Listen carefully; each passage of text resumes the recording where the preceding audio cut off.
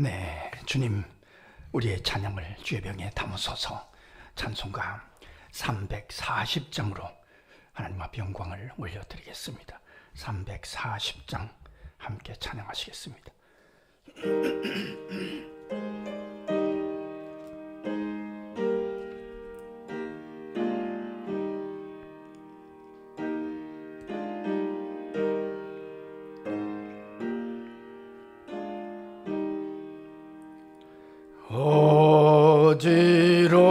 어지러운 세상 중에 기쁜 소리 들리네. 예수 말씀하시기를 믿는 자여 따르라. 세상 헛된 신과 영화 모두 내어 버렸네. 예수 친히 하신 말씀 날도 귀히 여겨라. 기쁜 때나 슬픈 때나 바쁜 때나 틈날 때 예수 친히 하신 말씀 날도 귀히 여겨라. 주님 크신 은혜로서 부름 듣게 하시고 복종하는 마음을 주사 따라가게 하소서. 아멘. 주님, 우리의 기도를 주의 병에 담으소서. 기도문으로 함께 기도하겠습니다. 하나님, 우리 아버지여, 혼란스러운 세상이지만 오늘도 한결같은 마음으로 새벽을 살게 하시니 감사합니다. 부족한 자들에게 거룩한 마음을 부어주셔서 찬송하고 기도로 하루를 시작할 수 있는 특권을 주셔서 감사합니다. 이만큼의 믿음과 이만큼의 건강과 이만큼의 자유를 주셨으니 진심으로 감사하나이다. 원하옵기는 일평생 새벽에 깨어 주님께 연결하며 살아갈 수 있도록 건강과 총명과 믿음을 부어주시기를 강청하나이다. 오늘도 성령께서 생각나게 하시고 가르쳐 주심을 따라서 힘껏 기도하고 그 기도의 응답으로 여호와 니시 승리하게 하옵소서.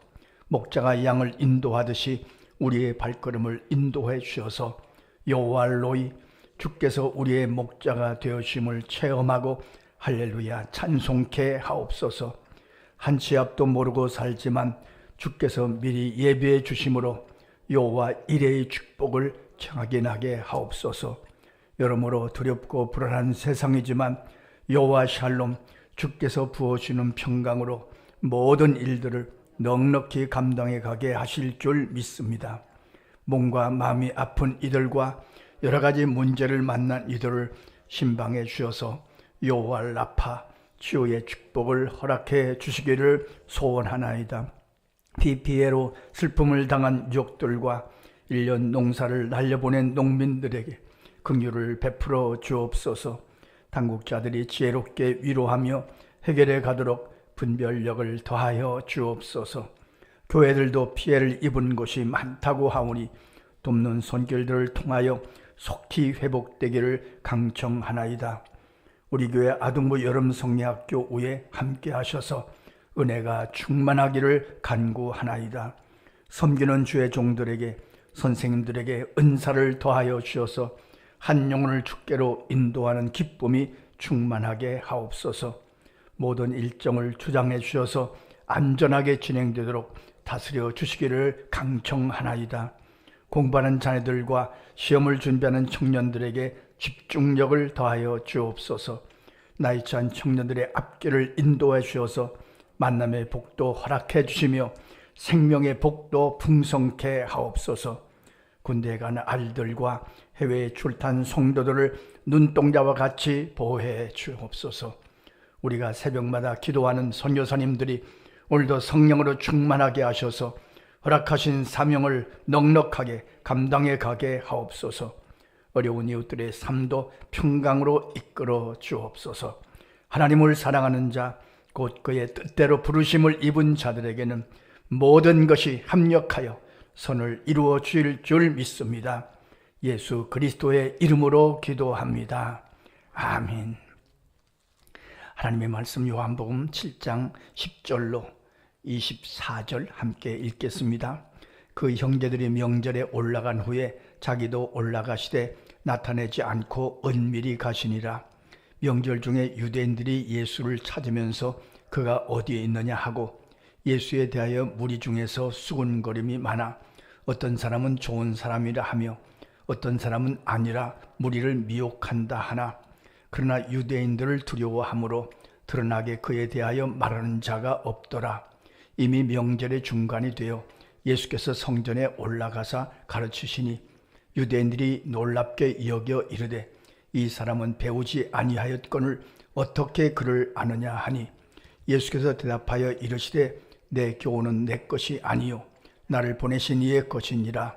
사람이 하나님의 뜻을 행하려 하면 이 교훈이 하나님께로부터 왔는지 내가 스스로 말함인지 알리라.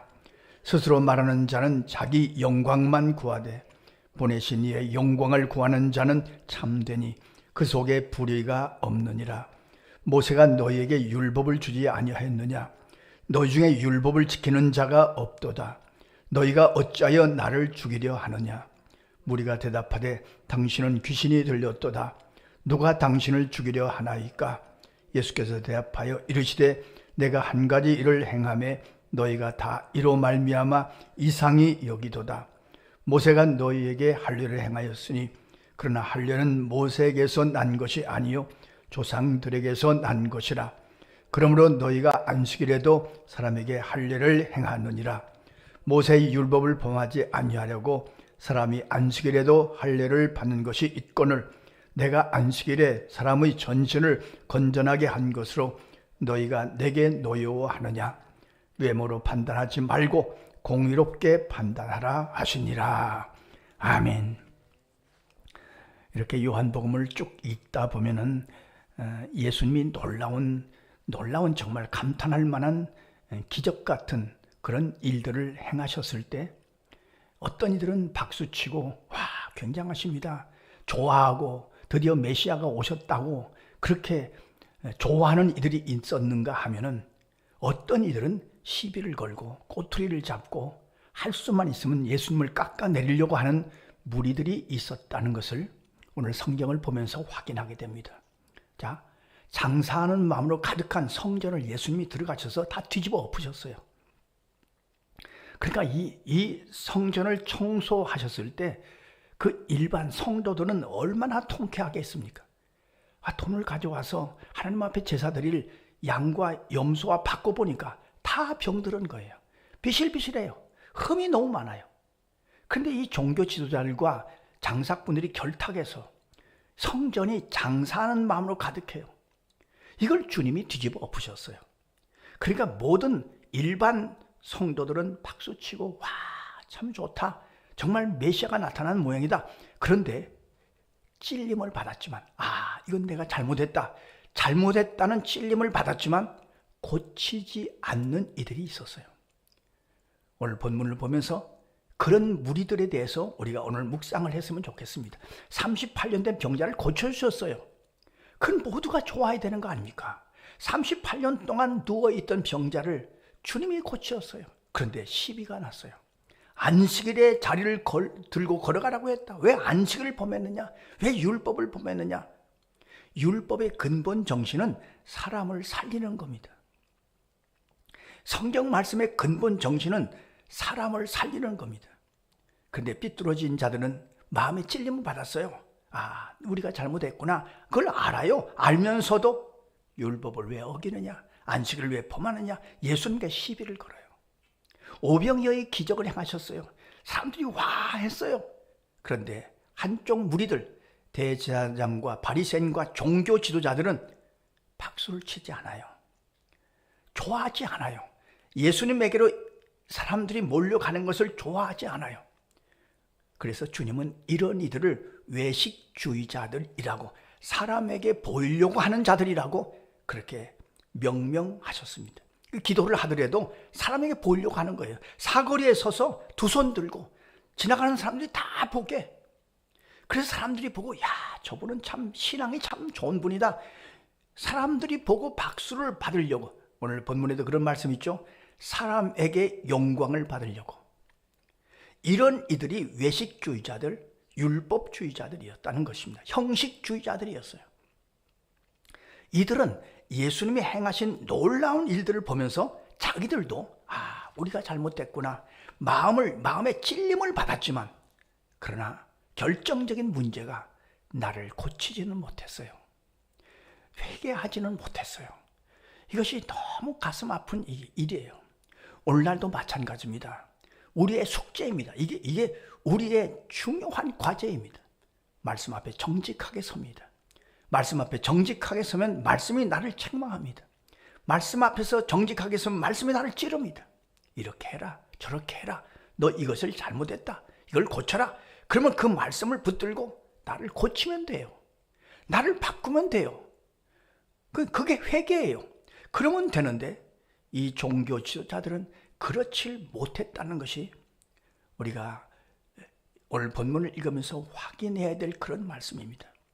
저는 한국 교회의 기준이 잘못됐다, 기준 세 가지가 심각하게 잘못됐다, 그런 생각을 늘 합니다.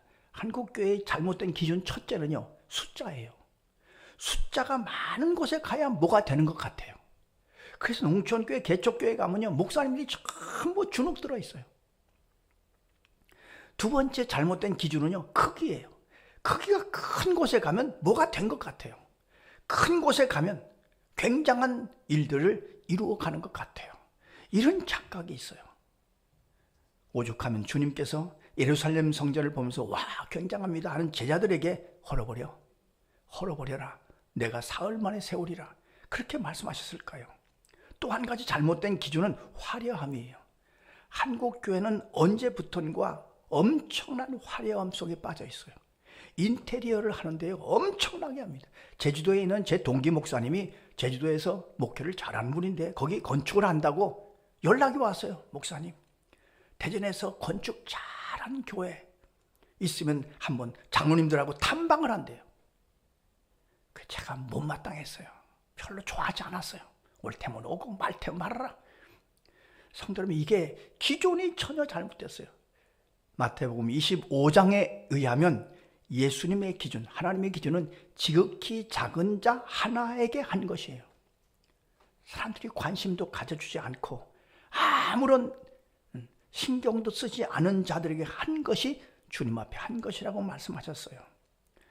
오늘도 우리가 이 말씀을 묵상하면서 마지막에 그런 말씀이죠. 외모로 판단하지 말고 공의롭게 판단해라. 외모로, 사람들은 외모로 보이는 것으로 판단해요. 그러나 하나님은 중심을 보세요. 우리의 중심이 주님 앞에 연결되어 있는가? 주님 앞에 정결한가? 이것이 우리의 최고의 관심이 될 것입니다. 오늘 새벽에 이 말씀을 읽으면서 이렇게 기도했으면 좋겠습니다. 주님, 말씀 앞에 정직하게 설 수 있는 용기를 주시고, 말씀 앞에 찔리면 그 말씀대로 나를 고칠 줄 아는 용기를 주십시오. 이것이 신앙생활입니다. 뭐 다른 거 필요 없어요. 사람에게 보이려고 사람의 영광을 구하지 않게 하시옵소서. 사람 앞에서 높아지지 않게 하시옵소서. 중심을 보시는 하나님 앞에 늘 서 있게 하시옵소서. 그리고 늘 주님의 영광만을 생각하도록 인도해 주십시오. 기도하고 승리하시는 저와 여러분의 삶이 되시기를 간절히 소원합니다. 기도하겠습니다. 하나님 우리 아버지, 오늘도 새벽을 깨울 수 있는 건강과 믿음과 용기를 주셔서 감사합니다. 주님, 우리가 새벽에 주님 앞에 기도하는 것은 주님을 닮아가기 위한 것임을 확인하고 이 기도의 시간을 성실하게 이루어 가므로 주님 앞에 영광이 되는 우리의 삶이 되게 하여 주옵소서. 말씀을 읽다가 기도하다가 성경 말씀이 성령이 우리를 찌르고 우리를 책망할 때에는 그 말씀 앞에 정직하게 서서 나를 고쳐갈 줄 아는 용기도 우리에게 허락하여 주시옵소서. 사람에게 영광이 가지 않게 하시고 혹시라도 내가 영광을 받지 않게 하시고 오직 중심을 보시는 주님 앞에만 영광을 돌리는 교회가 되고 우리의 모든 삶이 되게 하여 주옵소서. 토요일과 주일에 있을 여러분 성경학교 위에 함께 하셔서 주님의 은혜가 충만하게 하시고 한 영혼을, 어린아이 하나를 천하보다 귀하게 여기신 주님의 마음을 품고 여러분 성경학교가 은혜 중에 진행되게 하여 주옵소서. 예수님의 이름으로 기도하옵나이다. 아멘. 주님 가르쳐 주신 기도입니다. 하늘에 계신 우리 아버지, 아버지의 이름을 거룩하게 하시며 아버지의 나라가 오게 하시며 아버지의 뜻이 하늘에서와 같이 땅에서도 이루어지게 하소서. 오늘 우리에게 일용할 양식을 주시고 우리가 우리에게 잘못한 사람을 용서하여 준 것 같이 우리 죄를 용서하여 주시고 우리를 시험에 빠지지 않게 하시고 악에서 구하소서. 나라와 권능과 영광이 영원히 아버지의 것입니다. 아멘. 자, 이렇게 기도하시겠습니다.